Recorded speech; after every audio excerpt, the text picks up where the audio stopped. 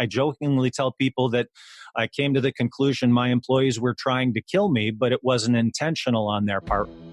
Welcome to the Fueling Deals Podcast, the podcast that teaches how to accelerate your business growth through all types of deals. It's time to fuel up, so buckle in with your host, Corey Kupfer. There are only two ways to grow your business: organically through sales and marketing and providing great products and services, and inorganically through deals. Too many companies focus only on the first way, organic growth. Welcome to the podcast, which will help accelerate your business growth inorganically. My guests are a variety of deal makers and experts on all types of deals who have personal experience that can help you grow, get clear, learn best practices, and avoid mistakes. We discuss everything from large, complex mergers and acquisitions to smaller deals that you can do without significant capital. My guest today is Mike Finger. Mike is a successful business owner. Over the last 25 years, Mike has bought, built, and sold multiple businesses. Building his first business was a rewarding challenge, but what really captivated him was selling his first business. Now, Mike's got a great quote that I'm going to put in full in the show notes, but I want to read the beginning part of it. Selling that business was a miracle in my life. It changed everything, but it almost didn't happen. So, Mike, we're going to get into why it didn't happen, but first, really, welcome to the podcast. I love having you on here. Corey, my pleasure to be here. That's great. So, Mike, before we talk about why that business sale didn't happen and what did happen with it and what you're doing now, I want to take you back. So when you were a little kid growing up, what did you want to be? Because my guess is, I don't know, maybe you did want to be a serial entrepreneur and sell businesses, but, my guess is that might not have been the case.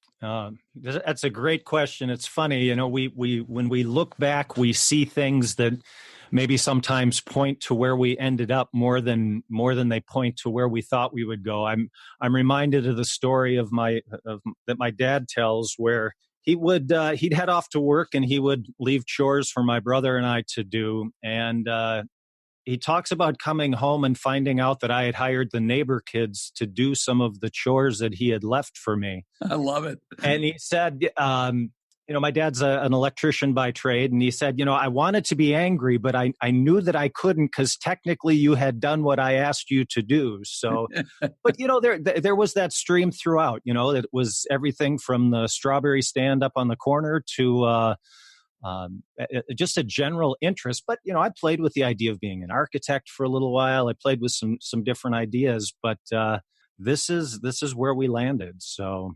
Love it. I love it. So you like me were somewhat of a born entrepreneur, which is great. So what would you consider to be your first real business, however you define that? To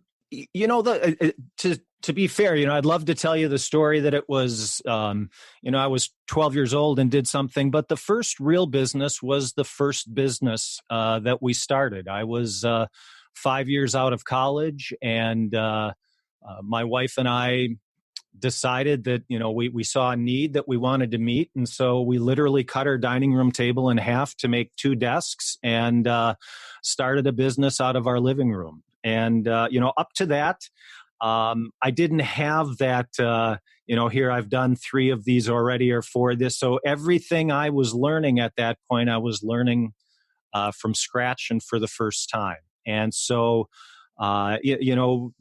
again, the strawberry stand, those sorts of things. But yeah, that was a day here or a day there. But that was we dove into the deep end on day one with that. It wasn't, I didn't wade through the shallow water to get there. I love it. And was that the business that that quote relates to, that you ultimately sold but almost didn't, or was that a different business? No, that was that business. And for us, it was it ended up being about a 15-year journey. Started the business, started growing it. I was a bit of a growth junkie. You can't see it, but I'm tapping the vein in my arm as I say that. It was the next client, a little more revenue, the next employee, and we grew. Subsequently started a second business, and after about 10 years, had those operations up to 50 full-time employees. It was It was a lot of fun. Most of that period, I was absolutely in flow. I'd get to work, I'd look up, I'd be 14 hours later, and I'd be discouraged about having to go home. Right. It was evenings, weekends. We were riding the ride. So, Go ahead. so what type of business was it? And then, talk to us a little bit about, you got to this point where you were thinking about selling it, and that's where the quote comes in. So tell us what kind of business it was, and I'd love to hear what it was that had you realize that it wasn't potential, that maybe it wasn't sellable. Yeah. So for us, it was the two businesses that we were running together. They were housed together. One provided business management, accounting, and financial support to schools, and the other was a focus on consulting and management support for nonprofits and associations. So we really did everything from receptionist level work up to executive director on the one side, and then a heavy focus on financial management, accounting, and crisis management on the other side.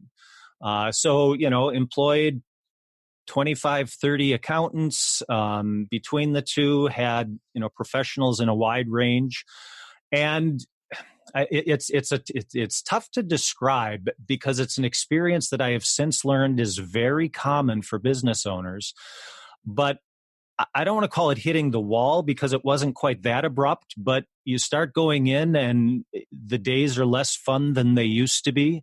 The level of energy that you have diminishes. And for me, I came to the realization that this is not what I wanted to spend the rest of my time doing. I jokingly tell people that I came to the conclusion my employees were trying to kill me, but it wasn't intentional on their part, right? I mean, I would joke about scheduling my heart attack, Corey, and there came a point where it didn't feel like a joke. So for me, it felt like it was time to do something different.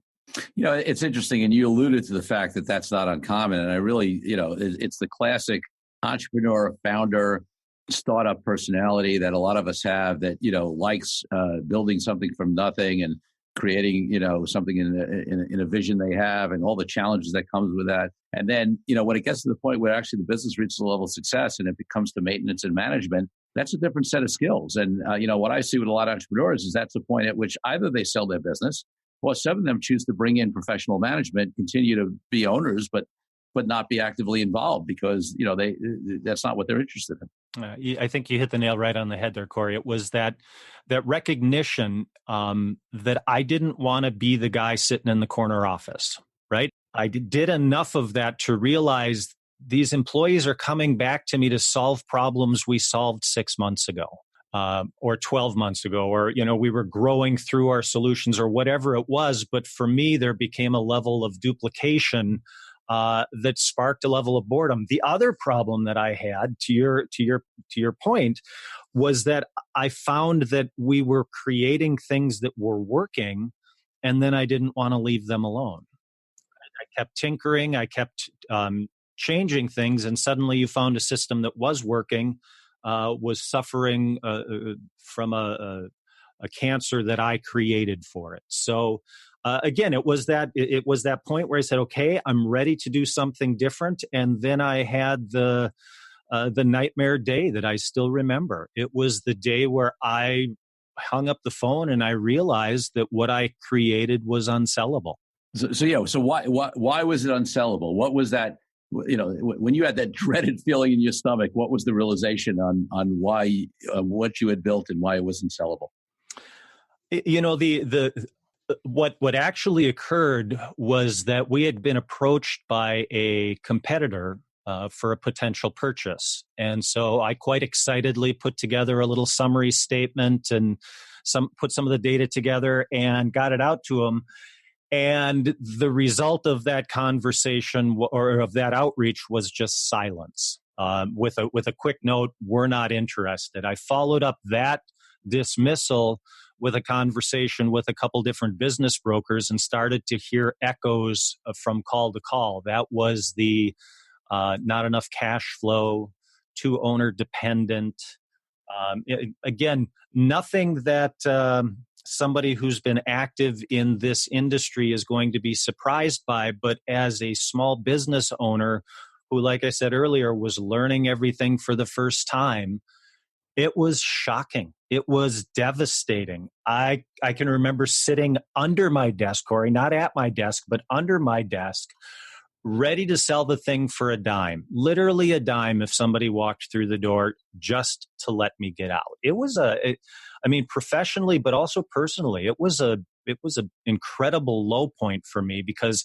by all outward standards, we were successful. But for me, all it was a lousy paying, self-constructed prison cell. Yeah, I love that, and that's and you're right. It's such a common situation, and so many. I mean, listen, still to this day, right? The far majority of the businesses out there are exactly in that place if they ever look to sell.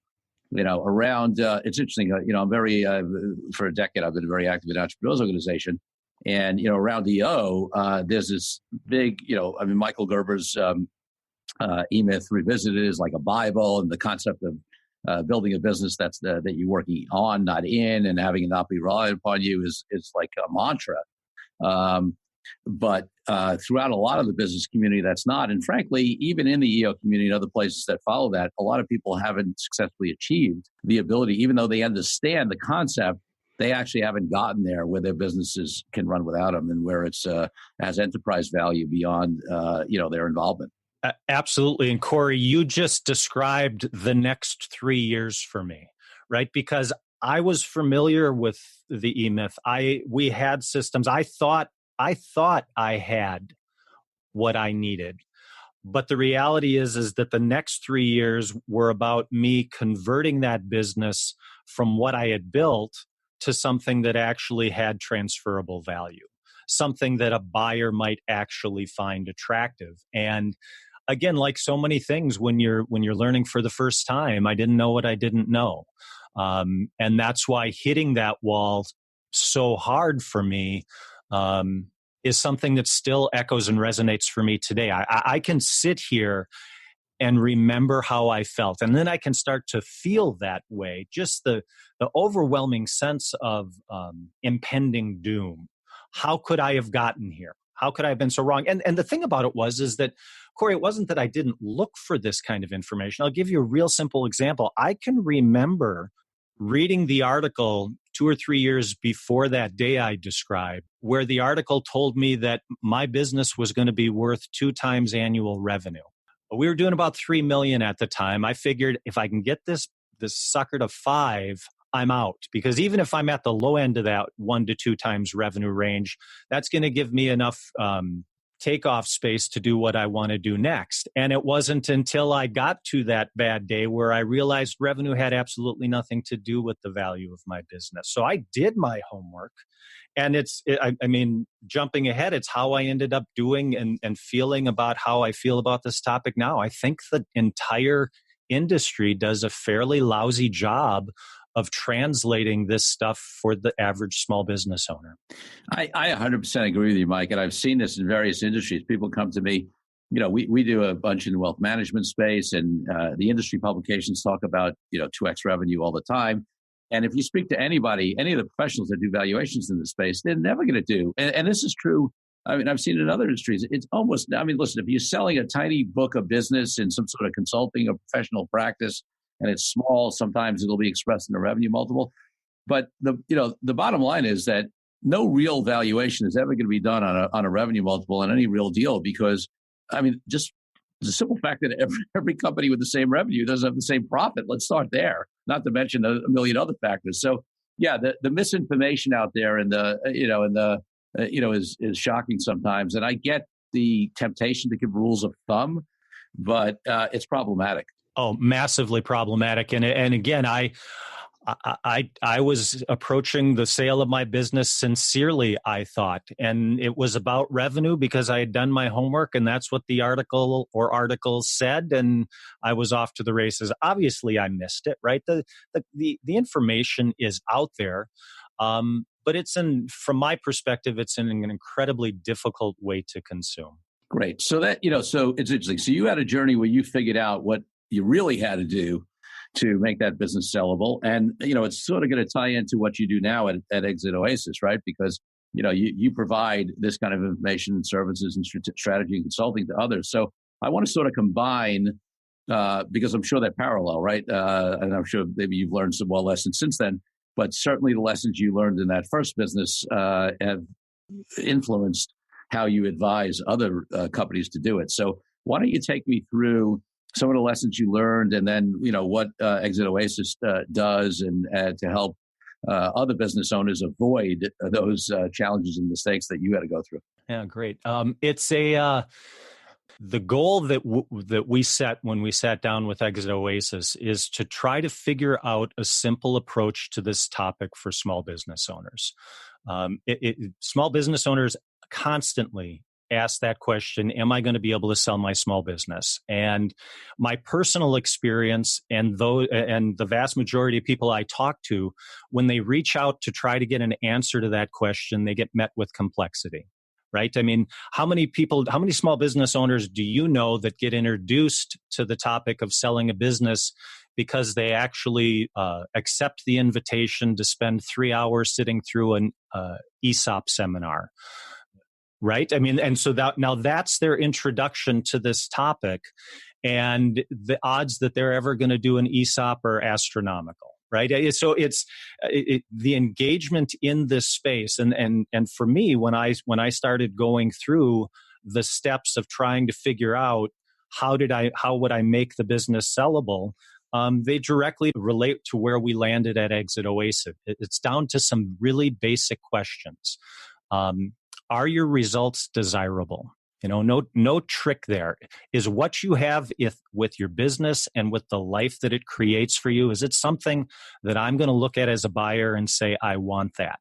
If it's not, the business is almost certainly unsellable. And I talk to small business owners all the time, and that kind of blows their mind. They're like, well, I've got all this stuff. I'm doing this or I'm doing that. Yeah, but you're working 18 hours a day for 20 grand a year. No one wants that life. So are your results desirable? Can a buyer duplicate them? And can you document them? That's it, Corey. Those are the three questions that we focus on when we help a small business owner try to figure out if they've got a business they can sell. And again, back to my personal experience with it, those are the questions I had to ask, and the way they get applied is goofy, right? So we talk about whether or not a buyer can duplicate your results, and you ask the question, do you have a systems and do you have a team? Well, my problem was that I was one of those guys that couldn't sit in the business and not tinker, right? I had to, if I was sitting in the office, people knew that I was going to participate.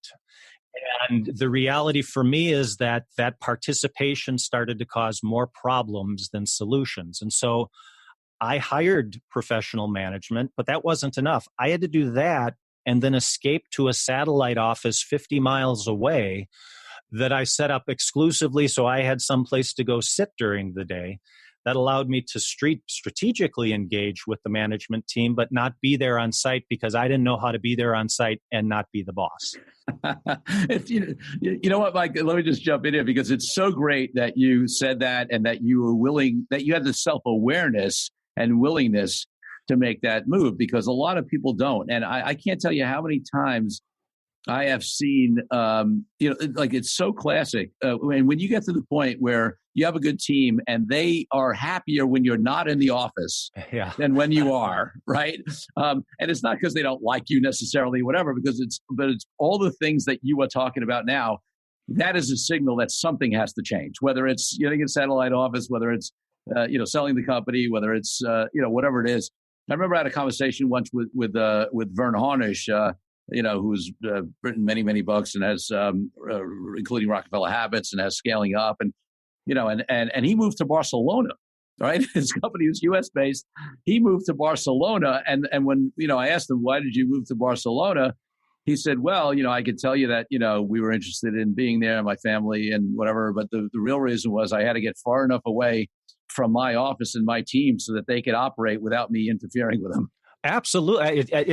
It's terribly embarrassing for me to say it out loud, but it was that self-realization that I am the problem, but I'm also the only solution, right? And so the willingness to take a step back. And the funny thing about that, from my perspective, is it's so simple, right? It's such an easy solution, but there's so much wrapped up in it when you look at the ego involved with the business owner who built the business and is running it. And so many elements come into play when you look at that. All I had to do is not be there. So yeah, I mean, that again, that's an example for me of a very pragmatic, simple reality that allowed me to achieve that goal of creating results that a buyer could duplicate, right? Because if I had to be there for stuff to work the way it works, how can someone buy the business? Right. So that's a great example. What are some of the other steps that business can take? Well, we talk a lot about building systems. Again, there's nothing earth-shattering there. We talk about E-Myth. We talk those statements have been around. One of the things we strongly encourage businesses that we coach to do is start simple. It's not about. I mean, we live in a world where I can get an app that will do 500 things for me, but sometimes it's about putting a sign on the door that says, "Do these 3 things before you leave." Anything that starts to take knowledge out of your head as the owner and puts it at a place where someone else can duplicate, it's an important step. And again, Corey, I am not an M&A expert. I have no intention or desire to be an M&A expert, because there's a lot of those resources out there. What need we recognized was the fact that the translation between the complexity of the industry and its ability to speak to that small business owner, the gap there is huge. The example we use, the analogy I use, if you and I go to a doctor and we ask the doc, what do I need to do if I want to live longer and be healthier? Knowing nothing about me, we all know the answer we're going to get, right? They're going to say, eat right and exercise. Where's the eat right and exercise of this industry? Where is the information that says to that small business owner, if you don't get these things right, don't bother with the complexity.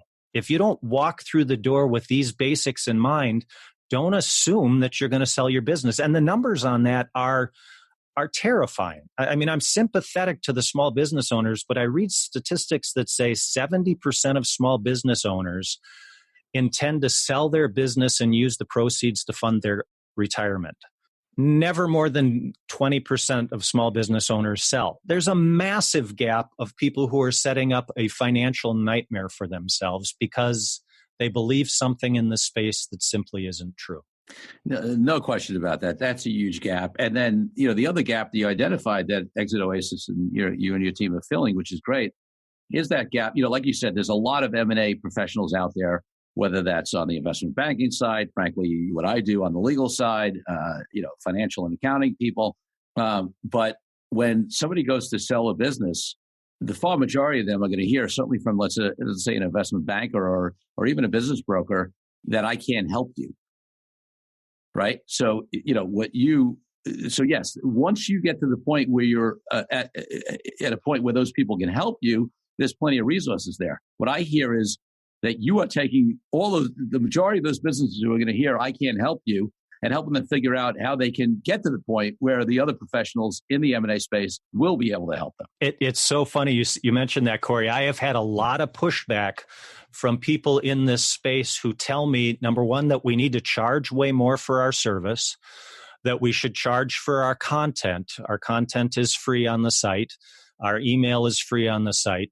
And they keep pushing and saying, well, that's the only way you're going to be attractive and show perceived value to the business, ... And the business that they're targeting there is that 10 million revenue, 1.2 EBITDA business that everyone and their mother in the M&A industry is getting in a long line to try to serve. But I talk to my broker connections and I say, what percentage of prospects that you talk to are potentially sellable? And consistently I get numbers like 10%, 7%, 5%, which means that 95% of the small businesses that are out there are unsellable. Hey, they get the brush off that I did.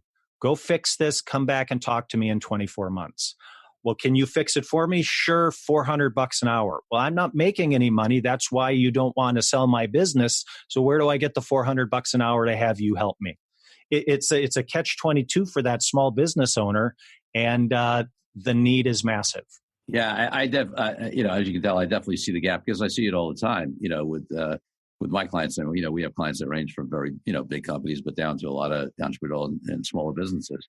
And if you think about it, 85 to 95% of the businesses that the M&A professional community is not interested in yet, compared with the stat of 70% of the people say they want to sell their business, that's a huge gap. Absolutely. And as I look at your podcast and the targeted topic, if people want to do more deals, what we need is more viable businesses, right? If we truly want to grow that way, let's change that percentage and let's get a slightly higher number that have actually achieved a level of transferable value. Then let's see how many deals we can get done. Yeah. So let me ask you a question because I get it totally makes sense to me, right? You got to have the team in place. You got to have the process in place. You got to have the business be able to run without you. And you mentioned it a little bit before. You mentioned the conversation of ego and having a business owner remove themselves and how that comes up. What I find is, listen, when you work with smaller businesses, the businesses are much more a reflection of the founder or founders than very large companies. In my experience in various aspects of what they do, it's often their own limiting beliefs, personality, personal issues that affect the business. So I'd love you to, because it's great to say we're going to put processes in place and we're going to, have results that people care about. But tell me what you experience yourself, because you've been through it, and what you've run into in dealing with other people in terms of what gets in the way from a personal, personality and emotional and, belief point of view for these entrepreneurs sometimes? Oh, that's a great question. It's as you pointed out, we engage our businesses and they become an extension of us. And, it's interesting. There's different proofs out there that say that the closer we are connected to something, that the higher value we place on it. So the disconnection between what I think my business is worth and what it's actually worth is kind of built into our systems. It's an interesting thing for me as I reflect back on my own journey, because I would talk to consultants, I would talk to professionals in this industry, and they would talk about things that I was doing that I had to stop doing. And let's take a real simple example. I talked earlier, bragged on it a little bit about the 12, 14, 18-hour days when we got started, right? Obviously created a business that was entirely dependent on me and that extra effort. And then you go and you talk to a professional who says, well, gee, the business has to be less dependent on you. But they never seem to acknowledge the fact that the only reason your business grew through that previous period is because you were willing to do it. The hardest part, I think, for the small business owner is coming to the realization that real important, tangible things that they had to do to get their business to where it is are things that they have to stop doing if they're going to get their business to the place they want it to go. And the thing about this is the only person that's not true. Not the only person. The main person who benefits from building a sellable business is the owner, right? No one's going to come through your office door and slam their hand on your desk and say, you got to fix this business so you're able to sell it. They'll do it about 100 other topics. Bill's still being a jerk. The water fountain's not working. The lights. Every problem in your business has an advocate except this one. And that's why it's about that business owner taking that step back and saying to themselves, I want to leave someday. And that someday is the hardest part, right? Because when we sat down and we looked at undertaking this endeavor, we recognized that the single biggest problem we were going to have is the question. And Corey, you tell me the answer to this question. How do you sell medicine to people who don't know they're sick?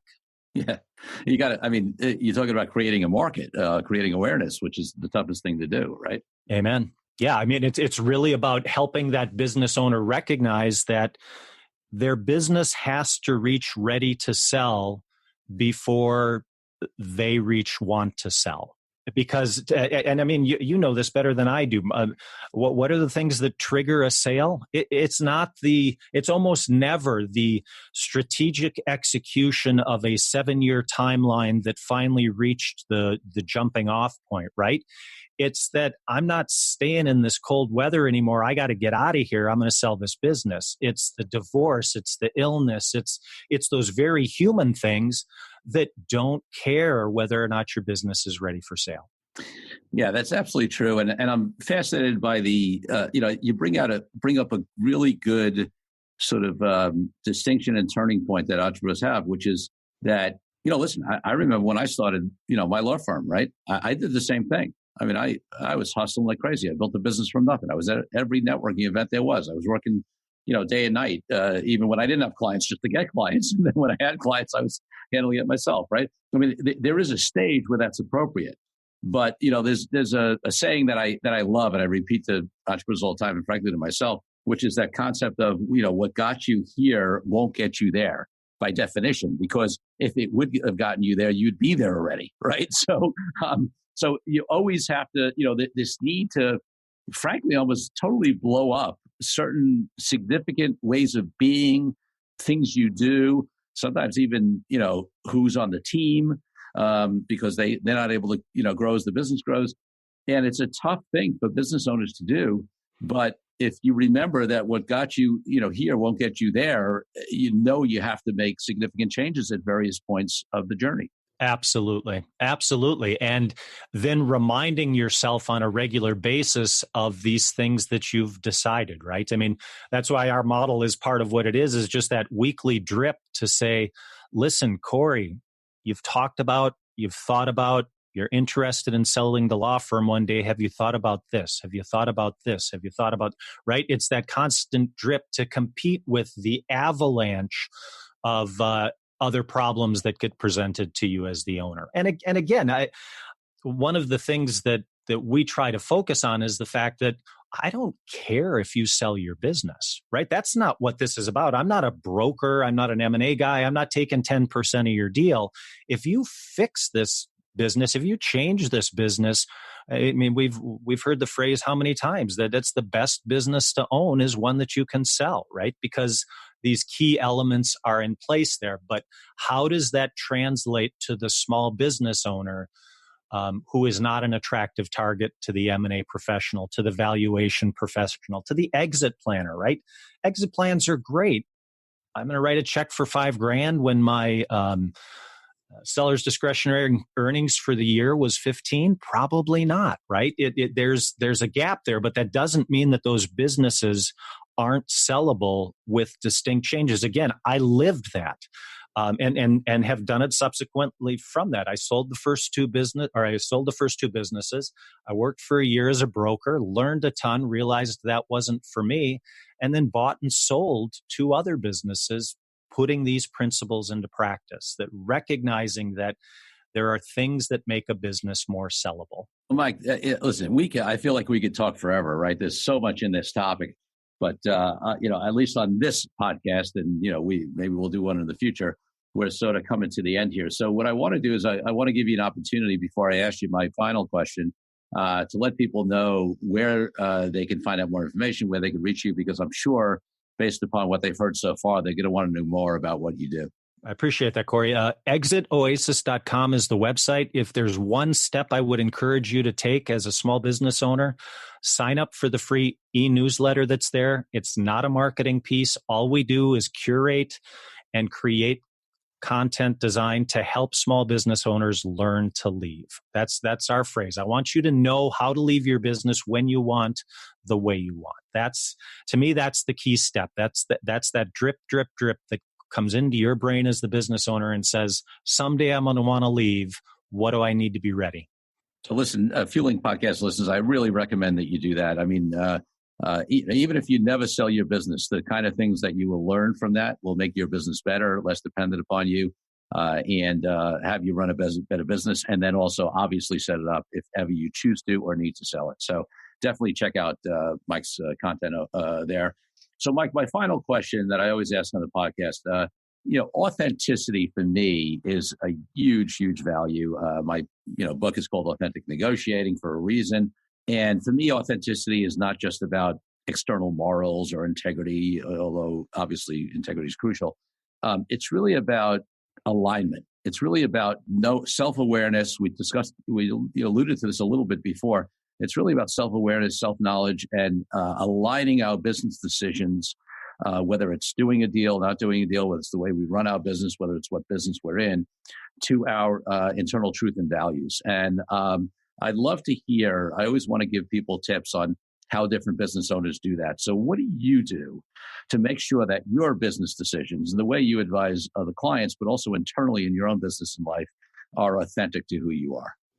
Wow, that's a great question. Such a huge question. I'm flashing back to the earlier parts of our conversation. I remember starting and growing and building that business, and my sole motivation was, please God, don't let it fail. That's not a place of authenticity. That's a place of terror. I think part of it for me was the evolution of learning, where you make mistakes and you start to see success build from what you've learned. I'm far from the most successful guy in the world, but I feel like I've been able to accomplish certain things that give me the confidence to be able to say, this is how I'm going to approach this. If I need to change 2 steps down the way because I've learned something different, so be it. How do you tell somebody? I guess, to use your word, it's about trusting the value of your own authentic journey and being willing to engage that next step without dismissing the steps you've taken up to that point. I love that phrase you used of trusting the value of your own authentic journey. I love that. Mike, thank you so much for being on the show. This has been great. My pleasure. My pleasure. And thank you, Fueling Deals listeners, for tuning in. Remember, there's only one difference between companies that grow inorganically and those that don't.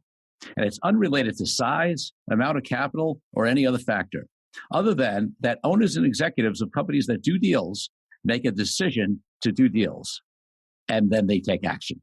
Well, it's time to refuel. So until next week, Corey Kupfer signing out. Thank you again for tuning in. Be sure to leave Fueling Deals a rating and review on iTunes and Google. Check out all our episodes at fuelingdeals.com to find out more resources to accelerate your business growth.